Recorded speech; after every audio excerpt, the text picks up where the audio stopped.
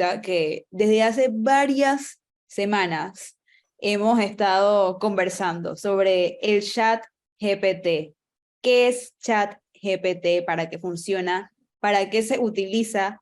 Y para eso está aquí con nosotros el tecnólogo Alex Newman para comentarnos sobre este temita y explicarnos. Don Alex Newman, ¿qué es su vida?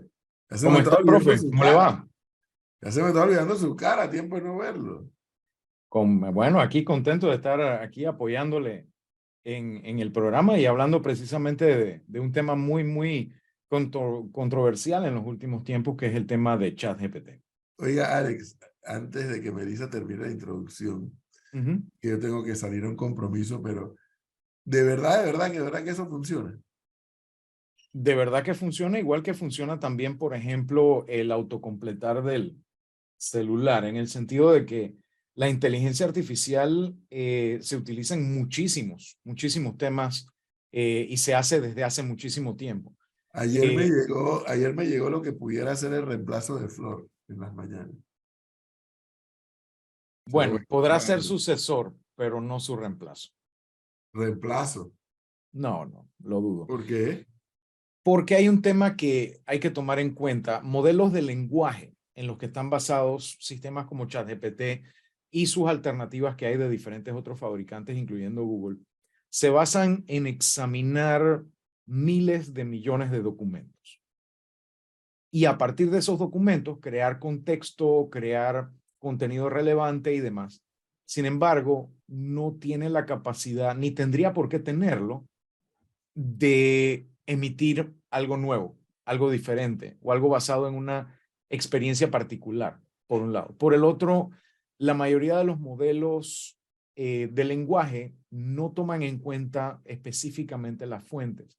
Y en ese sentido, existen herramientas para pedirle a estos sistemas como ChatGPT, bueno, basado en esta fuente, interprétame tú qué es lo que quiere decir esto en contexto. El tema es que lo va a hacer desde un punto de vista totalmente genérico y tenemos que reconocer parte de la labor que hace una persona en un medio, un periodista, un comentador o lo que fuera, etcétera, es brindar esa experiencia propia que tiene para poder ayudar a contextualizar las cosas. Obviamente uno trata de hacerlo con el Claro, menor sesgo posible, por eso sin que yo embargo, siempre digo que eh, felizmente o lamentablemente, depende de cómo lo queramos ver, el educador es irreemplazable frente al salón de clases. Por más que el estudiante pueda acceder a tanta más información que el salón de clases, el educador lo que le va a ayudar es a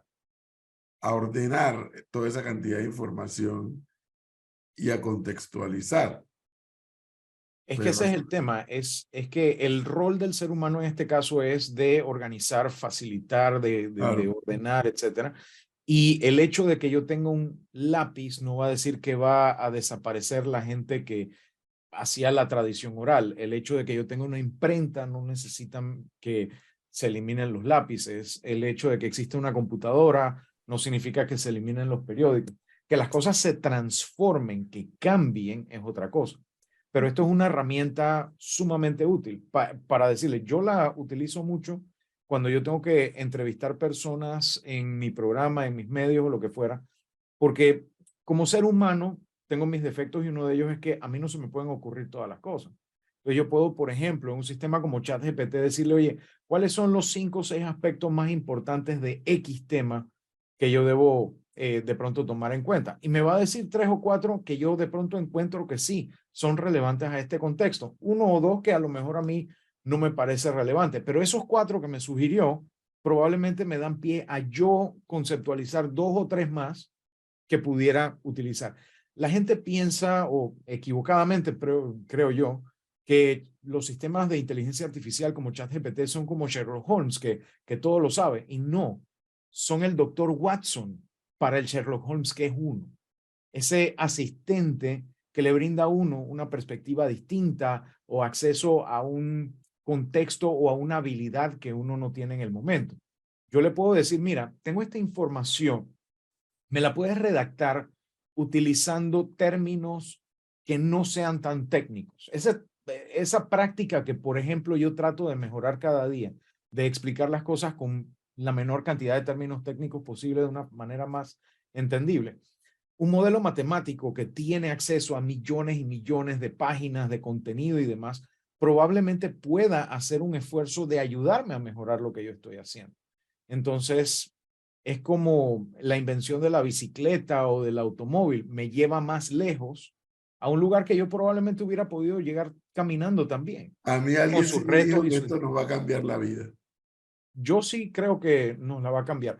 ¿Qué tan positivo, qué tan negativo? Depende de cómo la utilicemos. Porque Bueno, si yo voy a... ahí le mandé el reemplazo de Flor para que lo vea y lo analice. Pero Wow, Alex, Ya se lo mandé, así que ya después me da su opinión. con gusto. Alex, me gusta escucharte porque yo el otro día casualmente cuando tratábamos este tema o traté de opinar, yo le decía a la gente, y me gusta escucharte porque aunque no nos conocemos, sí te he seguido los pasos, eres un tipo muy involucrado en el tema de la tecnología. Gracias. Y lo que no puede hacer es que nos rindamos ante la inteligencia artificial como un Dios que nos va, lo que tú acabas de decir, nos va a solucionar todo y que el ser humano, como dijo el profesor Cabrera, de una manera u otra va a ser desplazado. Porque al final, por ejemplo, el mayor ejemplo que existe, el chat GPT, es el tema del poema de Lorca, que creo que lo tienes que haber visto, que le pidieron redactarlo, obviamente los criterios, la creatividad y podía escribir los poemas como en la métrica que lo escribía Lorca, pero no tenía el sentimiento ni las emociones de Lorca porque no las va a tener, porque necesitas al poeta para que... y esa es la parte que me pareció genial lo que dijiste al final, es un cúmulo de información que está metiéndosele, que incluso dicen que gente muy pobre la están usando para esa información, pero al final simplemente, mira, y me gustó lo que mencionaste hace un rato, yo le pedí información sobre X tema y me dio 5 posibilidades. Pero Newman tuvo que tomar criterios y tuvo que emitir su juicio para decir de esos 5 temas, yo, Alex, me quedo con 3. Y de estos 3 voy a tratar de sacar, porque al final no es que el ser humano va a ser reemplazado. Tal vez en algún futuro que ni tú ni yo vamos a estar en la Tierra, pero en este momento, por ejemplo, es interesante y yo soy un creyente de la tecnología y de la inteligencia artificial, pero lo que planteas me gustó. No nos equivoquemos y no nos pensemos que los poetas, los pintores van a ser desplazados, porque ahí por ahí hubo un artículo del País, con eso te termino, de 20 profesiones que iban a eliminar la inteligencia artificial. Pero volví a recalcar lo que decía el profesor, ojo, ¿cómo tú haces para que un pastor evangélico o un sacerdote de una homilía? Ya no es solamente la inteligencia artificial, tiene que estar el hombre ahí presente. Pero bueno, me gusta eso y me digas lo bueno y lo malo que tiene la inteligencia artificial en este momento. Bueno, entre lo bueno está que al igual que en algún momento tuvimos esta misma discusión hace 50 años con el advenimiento de las computadoras, que las computadoras van a eliminar empleos. No, los empleos se van a transformar por el uso de las computadoras. Asimismo, ¿la inteligencia artificial va a eliminar empleos? No, la inteligencia artificial, además de crear más empleos, porque los va a crear, va a crear también la oportunidad de que las personas puedan agarrar un trabajo repetitivo. Por ejemplo, en el caso de los abogados gastan mucho tiempo haciendo, por ejemplo, contratos, y muchos de ellos tienen contratos que ya tienen simplemente que llenar una cosa aquí, que una cosa acá. Formatearlos. Exacto. Sin embargo, a través de sistemas como estos de inteligencia artificial, ellos pueden decir, mira, dadas estas circunstancias en este escrito y estas circunstancias en este otro escrito, agarra y ajusta este contrato para que se ajuste a las circunstancias de estos dos escritos que son completamente diferentes. El producto de eso, ese abogado puede entonces leerlo de arriba abajo y ver, le faltó esto, esto sobra, esto aquí, esto no. Igual que, por ejemplo, se hablaba hace 10 años de, ahora porque Google tiene un traductor, se va a eliminar el trabajo de los traductores. No, un traductor hoy en día sabe que puede agarrar y tomar el trabajo que hace un traductor automático y luego revisarlo y agregarle contexto o algunas cosas que no se traducen literalmente, pues hacerle su equivalencia y demás. Actualizarlo. Exacto, y un trabajo que de pronto le demoraba 2, 3 horas, ahora lo hace en hora y media. Ya para eso es ganancia. Y eso es hora y media más que puede o trabajar en otra cosa y traer un mejor sustento a su familia, o es tiempo que puede pasar con su familia o sus amistades o fomentando su salud mental. Entonces la idea es bien aplicado, esto se puede dar muchísimo beneficio para todas las profesiones habidas y por haber. ¿Dónde está el peligro? Está el peligro en lo que usted mencionaba de que si voy a endiosar este tipo de cosas y yo me voy a basar en lo que diga, vamos a tener un problema. Un ejemplo clásico que yo usé en un programa en el que hablé del tema hace un par de semanas es, si yo le pregunto a ChatGPT que me hable 500, me escriba un escrito de 500 palabras acerca del concepto de la inmortalidad del cangrejo. En vez de decirme, bueno, es que existe una forma en que la gente cuando se queda pensando como en la nebulosa, la gente dice que está pensando en la inmortalidad del cangrejo, se disparó en lo que tecnológicamente hablando se llama alucinaciones, a hablarme de la capacidad regenerativa del ADN del cangrejo que permite que sea mucho más resiliente a enfermedades y que aparte de traumas graves, el cangrejo puede tener una muy larga vida. Que no es que es falso, pero no era lo que yo estaba preguntando. Asimismo, yo le puedo preguntar en algunos casos a algunos de estos sistemas preguntas tan absurdas como, oye, ¿y qué opinas de las pinturas de Beethoven? Y es capaz de decirme, bueno, las pinturas de Beethoven son muy buenas porque tal y tal cosa. Obviamente, muchos de estos ejemplos son exageraciones. Si ustedes le preguntan, lo más probable que va a decir, Beethoven no era conocido por sus pinturas, sino por la música y todo lo demás. Claro. Sin embargo, sí hemos visto casos, incluso en la demostración que hizo Google de su sistema, que pidió una serie de informaciones que en el momento todo el mundo aplaudió, pero después los reporteros, los periodistas, los investigadores se pusieron a buscar al detalle las cosas que dijo y se dieron cuenta que había detalles que habían malinterpretado, quizás porque no se sabe, de alguna fuente donde se mencionaba también otra cosa. Entonces, he ahí el peligro de basarse exclusivamente en los resultados de una inteligencia artificial y no en utilizarlos como un elemento más en la toma de decisiones. Porque, Hay una porque cita en el manual de... al final, Alex, al final lo que te digo es que lo que tú no te tratas de decir es que al final, como está alimentado por seres humanos y por mucha información que hay, que incluso un cuestionamiento que yo hacía era que, por ejemplo, en los centros de estudios superiores, cuando yo hablo del tema de inteligencia artificial, digo a la gente, en los centros de estudios superiores no se permite, está totalmente prohibido la utilización de, ¿cómo que se llama esta red que mete información a la gente uno mismo? Wikipedia. Wikipedia. Ajá. ¿Por qué? Porque Wikipedia al final del camino te mete información falsa, inventada. Hay gente que te... Es que ese es el tema y esa es una discusión que yo he tenido varias veces también con el profesor Cabrera, porque él también se equivoca de esa misma manera. ¿En qué sentido? El decir yo prohíbo el uso de Wikipedia es un absurdo porque la Wikipedia en sí, por todo, no importa todo lo que diga arriba, el que sabe usar Wikipedia se va abajo donde están las referencias. Claro. Y busca las referencias. Pero y mucha gente no lo hace. Por eso la mayoría. El que no lo hace no está usando Wikipedia. Por supuesto. Está haciéndose el idiota. Ese es el problema. La Wikipedia se usa leyendo por encimita y abajo buscando las referencias y yéndose a la fuente original. Claro. Porque si no, no estamos haciendo el trabajo.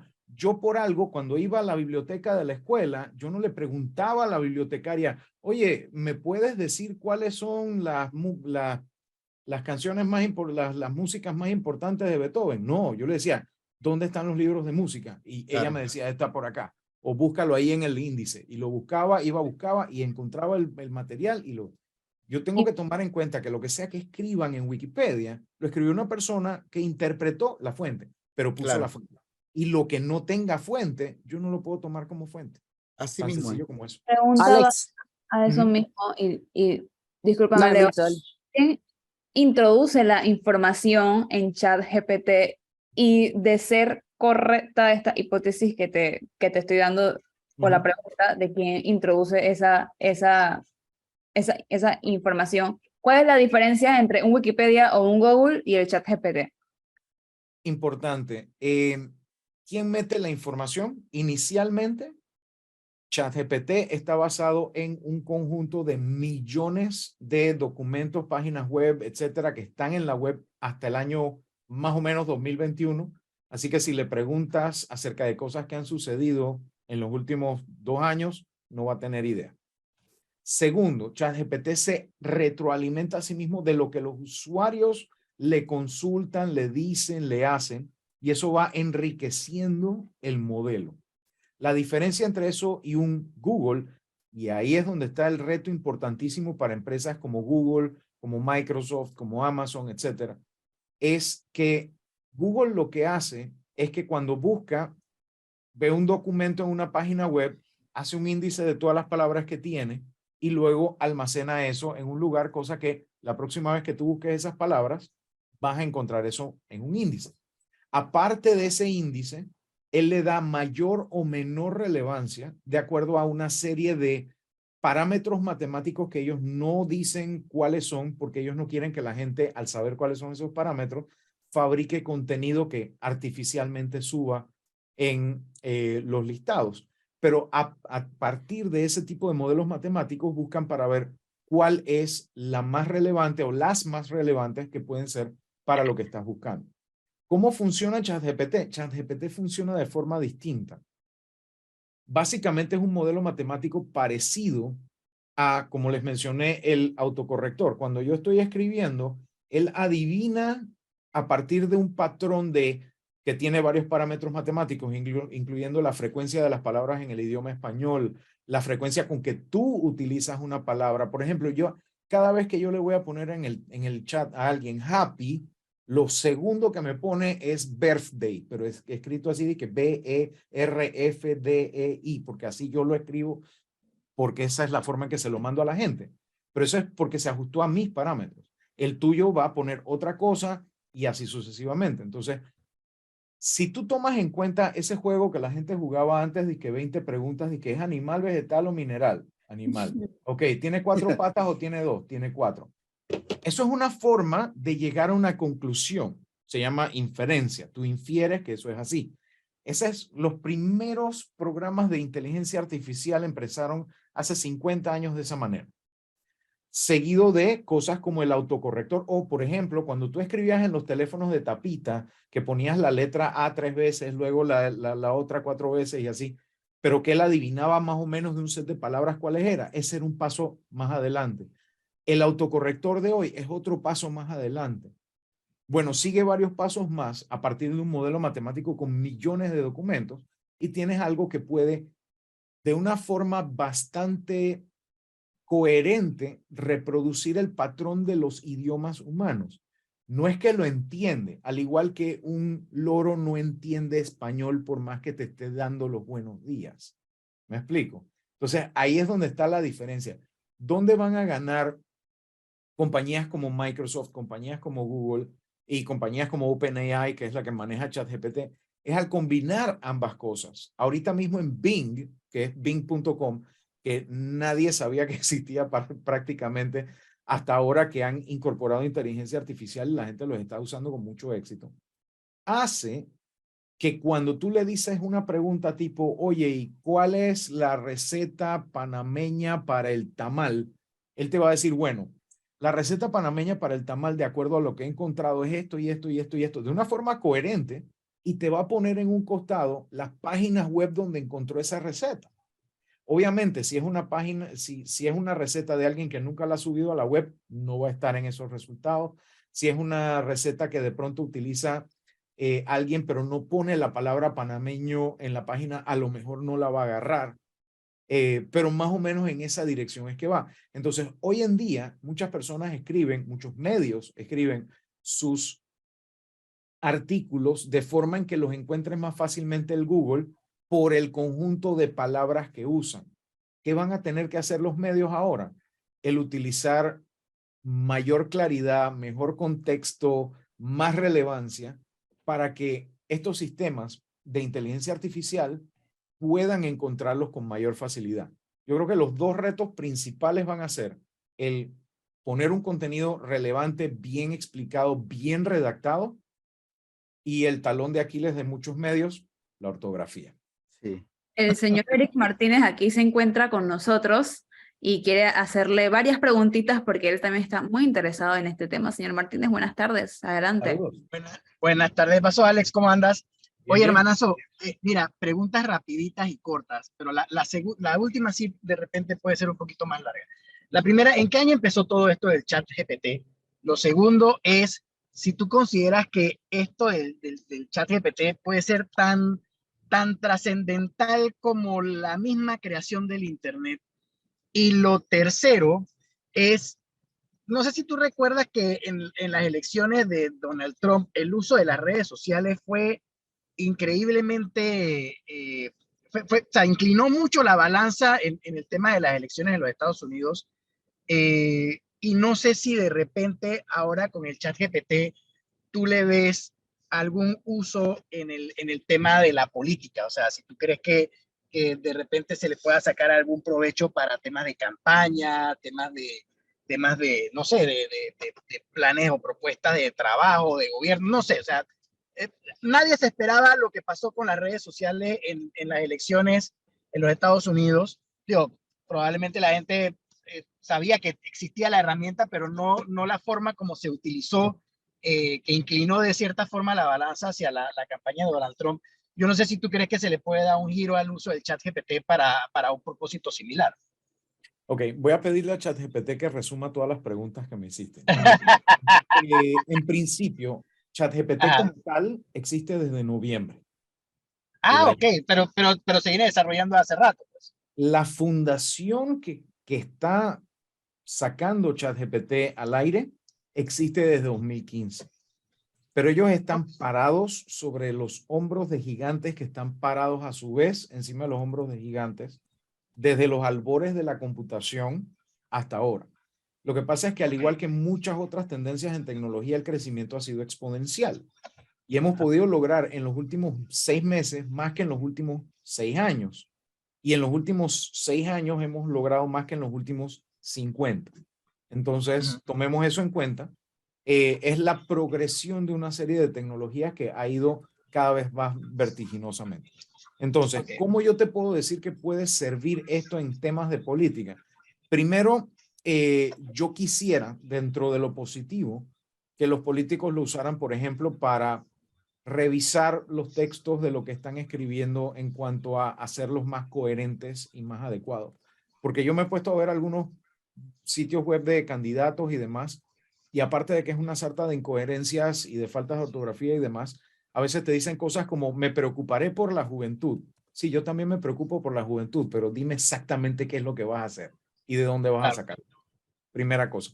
Y lo segundo, lo negativo que espero que no hagan, pero estoy casi seguro que en este momento hay alguien trabajando muy duro en hacerlo, es agarrar y decir, ok, ChatGPT, por favor, dime 100 maneras de decir Eric Martínez es un tal por cual y pónmelo en formato de tabla para tuitearlo desde mis 100 cuentas falsas.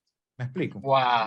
Porque ahorita mismo tú te das cuenta, yo no sé si recordarás que varias figuras de la farándula panameña son objeto de que estas cuentas falsas dicen, sí, porque Eric es un tal por cual y tal cosa, y entonces ponen @Lin Yuen, @fulano, @profesor Cabrera, Correcto. no sé qué, como para hacer ver que hay, para ver si ellos le dan retweet o para darle algún tipo de relevancia, que no la tiene. Bueno, ¿qué pasa? Te das cuenta cuando meten la pata estos operadores de call center de Arrial, porque ves el mismo comentario 100 veces desde 100 cuentas diferentes, simplemente choteando a otra gente por ahí. Usando ChatGPT le puedes decir, dame 1000 maneras de decir que el candidato X es un corrupto. Y lo va a hacer. Claro. Es más, le Claro. puedes decir, porque ChatGPT tiene conocimientos de programación dentro de su acervo, le puedes decir, oye, dame en el lenguaje de programación tal, automatízame que estas 100 cuentas de Twitter me digan Eric Martínez es un corrupto de 100 maneras diferentes. Y me la saca. Y le puedo decir, ahora dímelo, pero con palabras sucias. Y me lo saca. Ahora dímelo, pero más sofisticadamente. Y lo hace. Ahora dímelo como si fuera un poema de García Lorca. Y lo va a hacer. ¿Me explico? O sea, Entonces, técnicamente es como si tuviera un secretario ahí apuntando mi forma de decir las exactamente. cosas. Un secretario que es neurodivergente y a veces no te va a entender bien, así que le tienes que explicar las cosas muy bien. Porque recordemos, el sistema no hace lo que tú quieres, hace lo que tú le dices. Y mientras tú mejor se lo digas y menos espacio tengas para mala interpretación, más chance hay de que lo haga como es. Tú recordarás la película esta, Al Diablo con el Diablo, pero la versión de Brendan Fraser, donde él le pedía al diablo, yo quiero ser famoso, y entonces lo hacía famoso, pero era famoso porque era un narco. O yo quiero ser exitoso. Bueno, eres exitoso, pero tienes este otro problema físico, y así sucesivamente. Entonces, asimismo, tú puedes pedirle a una inteligencia artificial, yo quiero una solución para tal cosa, y te la va a hacer exactamente como tú se lo dijiste. Pero entonces te toca refinar y decir, bueno, sí, pero házmelo más asá, y así sucesivamente. Yo te digo, a mí me ha servido mucho para el tema de cuando voy a dar un seminario, hey, me dicen, quiero que hables de ciberseguridad. Yo agarro y digo, ¿sabes qué? Voy a agarrar las noticias, por ejemplo, me voy a noticias.google.com, etcétera, busco noticias de ciberseguridad y veo qué es lo que ha pasado en los últimos, digamos, 6 meses. Luego agarro y le digo a un chat GPT, oye, dentro de la plataforma tal o a la audiencia tal o lo que fuera, ¿cuáles son los 10 puntos más importantes que hay que tocar en una charla desde un punto de vista de un experto en seguridad, tal cosa? Y me va a sacar una lista. Y ya yo con eso armo mi presentación de lo que fuera. Una de las grandes ventajas que va a tener Office 365 en los próximos días, que ya están empezando a implementarlo, es que vas a poder tener ChatGPT dentro de Word, Excel y PowerPoint. ¿Qué significa eso?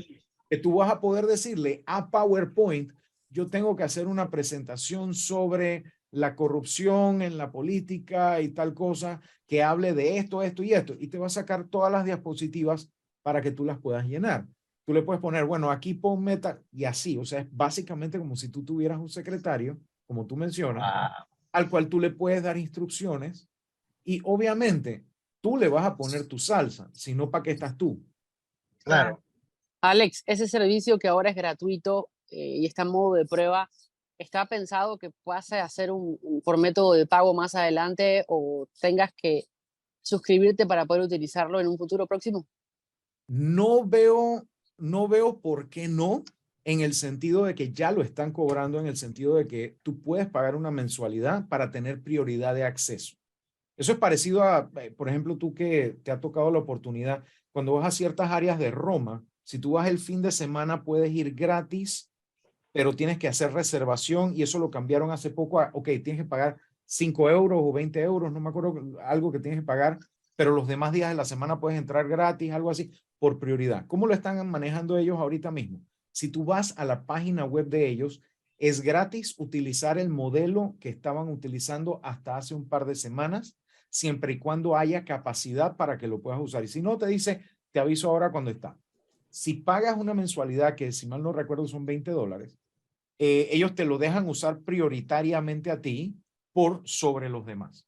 Sin embargo, hay y te dejan usar el último modelo, que es GPT-4, que es más poderoso aún porque está basado en un mayor número de documentos.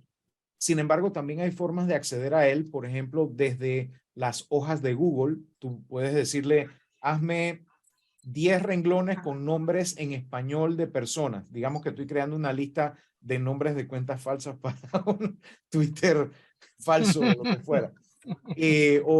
Ponme aquí en esta lista 10 nombres de vegetales, por decir algo, y te lo va a hacer. O sea, tú puedes utilizar ChatGPT gratis dentro de Google Sheets. Y así, hay múltiples formas de acceder a ChatGPT, tanto pagas como gratis, que algunas empresas están creando aplicaciones que tocan ChatGPT a través de pagar por el uso, que generalmente es fracciones de centavo por N cantidad de accesos a N cantidad de palabras o a peticiones de N tamaño, y así sucesivamente. Hay diversas formas de hacerlo.